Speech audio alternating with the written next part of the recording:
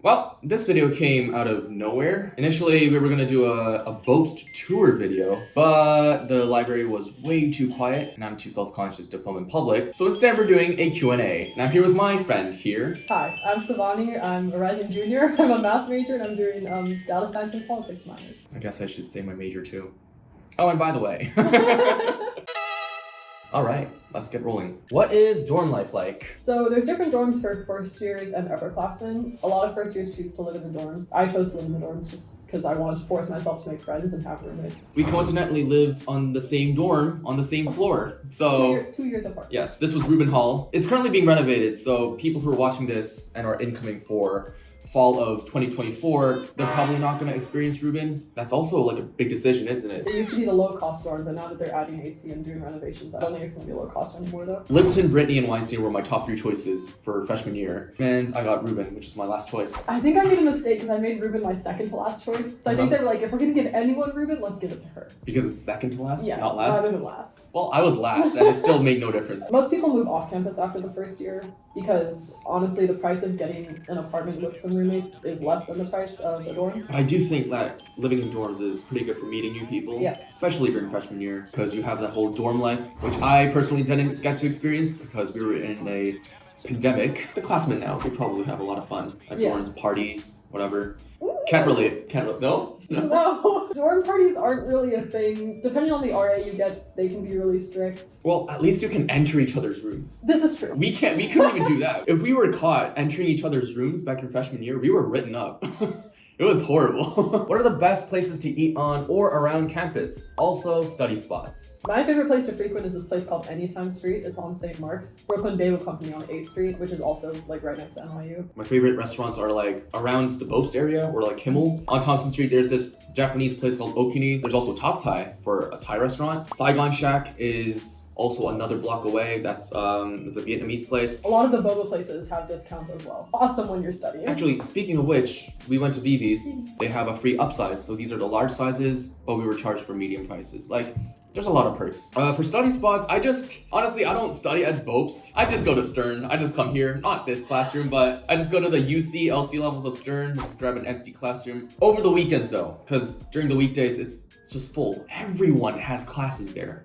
For some reason. Because it's the business school? They teach chemistry in Stern. I'm like, Oh. why are you here? I did not know about this. I do go to Boast. They recently renovated the first floor. It's pretty nice. They have very aesthetic tables. I'll sit on the floor in Paulson a lot because it has like the floor to ceiling windows. And it's pretty quiet because no one really sits on the floor. What stuff is there to do in the city? There's a lot of free things to do in the city, especially with a student ID. There's a lot of museums you can get into, like the Met, you can pay what you wish and you can literally pay $1. MoMA has a discount. Chelsea, the neighborhood Chelsea, there's a lot of free art galleries that are open during the week. New York is crazy for its nightlife. Everyone's just talking about what clubs they want to go to every night. Just a lot of bars and clubs in general. Like, there's so many names that even I haven't heard of. I'm gonna be honest, I'm not a huge fan of going to clubs because I am not. music's loud and also it's just hard to talk to people. But I guess talking is not really what people go to clubs for. How do you register for classes? As an incoming freshman, I just got a lot of email instructions. And if you really want some visual guidance on how to register for classes, I guess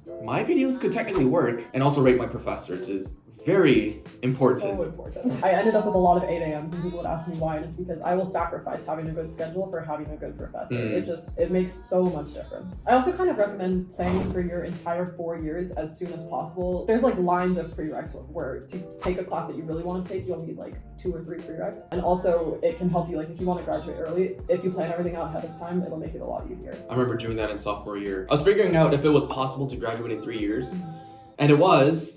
But that meant I had to take 18 credits per semester. And I'm like, I'm not doing that. I'm graduating in 4 years. I didn't even take the semester early thing. I'm like, I'm never gonna be a student again. I may as well just enjoy my time here. That's another thing to mention. You pay for 18 credits regardless of how many you take. I know Stern has a lot of 3-credit classes, but for me, all the classes I actually need are 4 credits. So I ended up with 16 credits. You just have 2 that you're paying for and not using. You can always just try to take a GPA booster. There's like piano lessons, voice lessons, random cooking classes. Just like take something because you're paying for it. But there's me on the other hand who literally for the past 3 or 4 semesters, I just did the bare minimum, the 12 13, 14 credits per semester. Doesn't Be it considered. tend to be considered a student?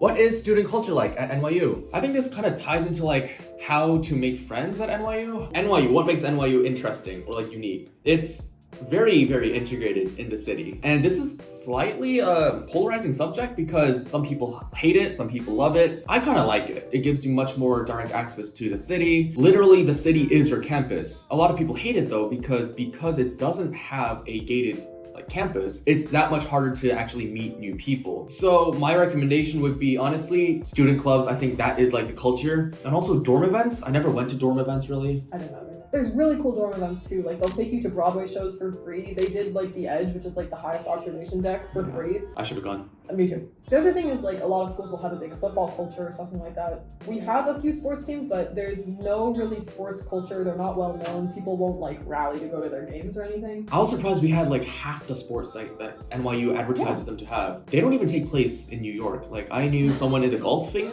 team. Yeah. They practice in New Jersey.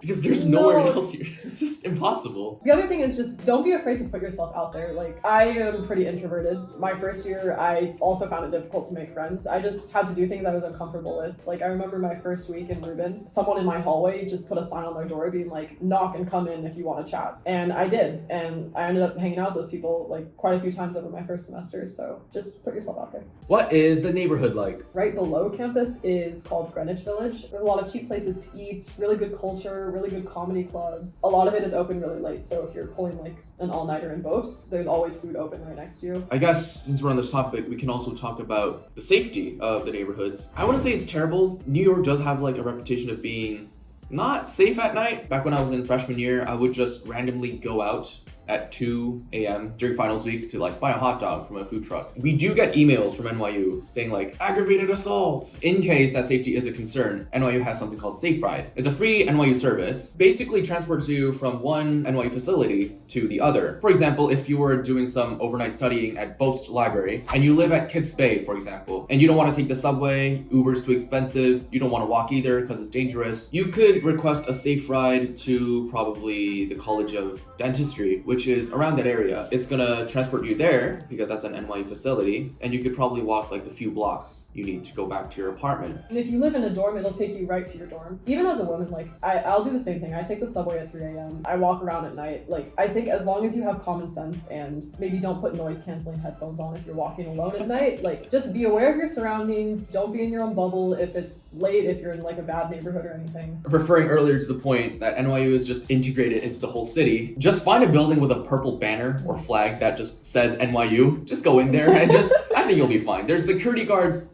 quite literally in every building. Even just milling about the streets, like they're everywhere. Yeah, so you can just literally grab someone and be like, help.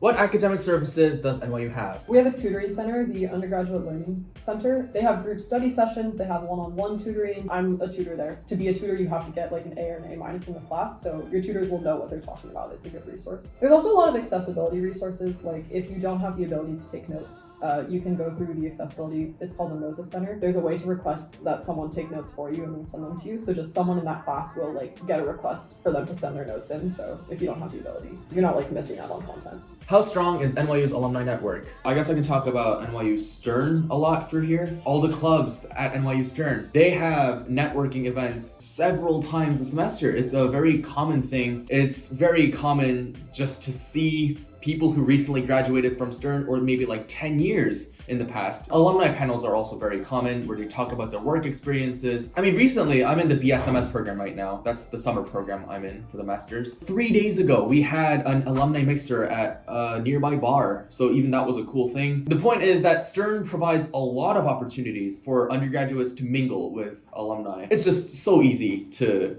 have a network going. How are NYU's tuition and financial aid? NYU's tuition is very high if you don't have financial aid, including like first year housing, it's like $80K. But NYU does have really good financial aid. I know a lot of people that ended up choosing NYU because they got full rides. So don't let stereotypes about NYU's tuition deter you from applying, because NYU is a really good school. We have really good network, really good opportunities, and financial aid is pretty good. Speaking of scholarships, I was under a full scholarship for my 4 years of undergraduate it. I would say that was definitely a big factor in me choosing NYU because genuinely, if it wasn't for NYU scholarship, I would have gone to Berkeley, who also offered money. Yo. Wait, so that was a merit scholarship? Yes, this is a merit So scholarship. there's both financial aid, which is need-based, and there's merit, which is what Andrew had. Yes, both Berkeley and NYU offered merit. And I'm like, yeah, we're going to Stern, not Berkeley. All right.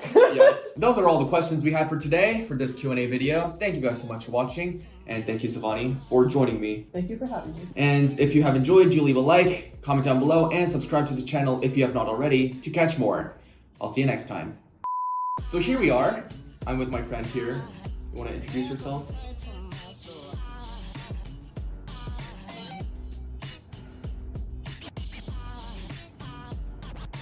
Do you not want to introduce yourself? Are you getting stage fright Okay. now? So I need to say my name, my year, and what I'm studying. Anything you want. Okay.